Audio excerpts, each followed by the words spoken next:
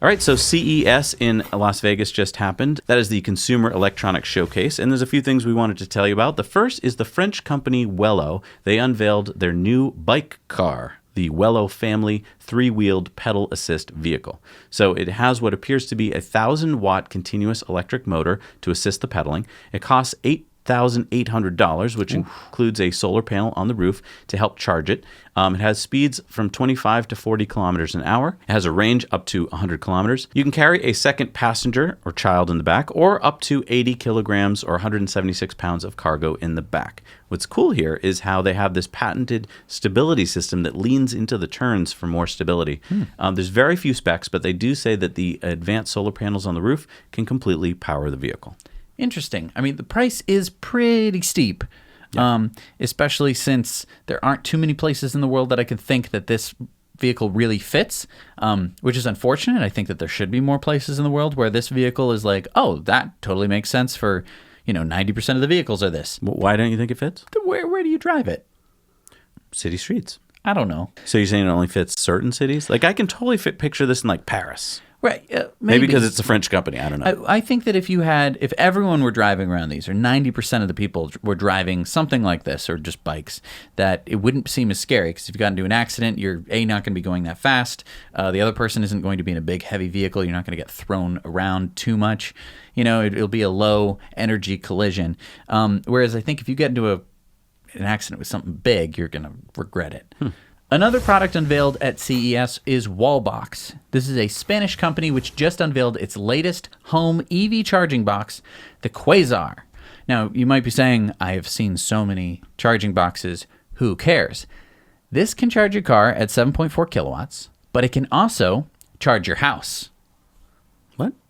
So this is a both-way charger. So you can actually pull energy out of your electric car to power your house. Oh, okay. So that's why it's $4,000. Yes. Okay. So it is a vehicle-to-grid box. So, for example, you could plug in your 60 kilowatt-hour Nissan Leaf and use it to power your house like more than 4 Powerwalls. Like, that's the same amount of energy as more than 4 Powerwalls. Right, because 4 Powerwalls would set you back like $24,000. Yes. And so at $4,000, the Quasar seems like a steal.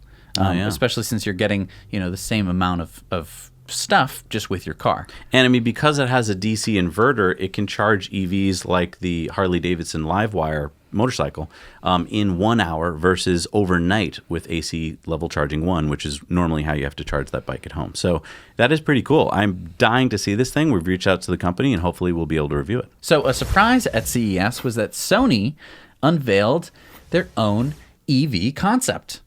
No, Sony doesn't. They make the TVs and stuff. They don't make cars. They debuted the Vision S concept, which is an electric car with lots of cool features in it. Wait, why does Sony want to make an electric car? They don't. Then why do they do it?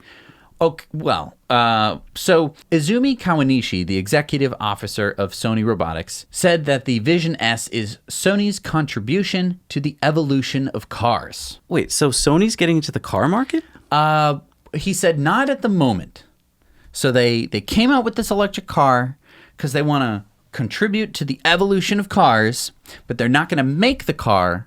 They just want to make the stuff that goes in the car. So I get it. So basically, they want to provide stuff to auto manufacturers, in-car stuff like entertainment. Which is what I've been talking about.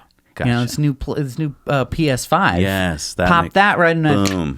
But why don't they just do that instead of making a whole concept car? Because then they'd have to choose an auto manufacturer and then have to partnering. Upstage other auto manufacturers and make them mad. So instead, they made this Model S clone. No, that was smart. Let's be fair. It's a Model S clone to show off what they're doing. But to be clear, they're not going to make a car, which I'm disappointed about because they would probably do a pretty decent job at making a car. Maybe. An electric car, better than some of the other big auto manufacturers that we've been looking at. Now, here's an auto manufacturer that was at CES, but they weren't.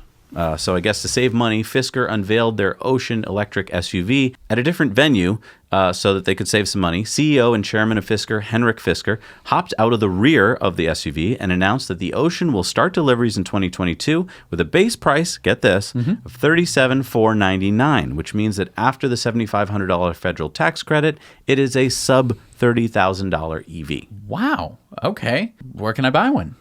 Well, you'll be able to buy one in 2022 from Fisker. They will have, I guess, a couple brick and mortar stores, but mainly you'll be ordering online.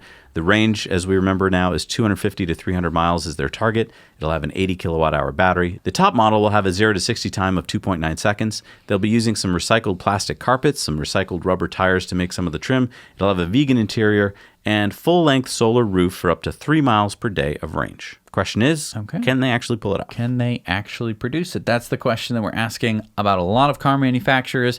This is another one. It's a very exciting car. Looks great. Can I buy it? Can I get it? We're going to have to find out in 2 years. Thank you so much for watching. We're all about making the world better here on Now You Know. Everything EV, solar, batteries, technology, Tesla, and more. If that's something you're interested in too, check out our Now You Know channel content like Tesla Time News every Monday and In-Depth every Friday. Now you know.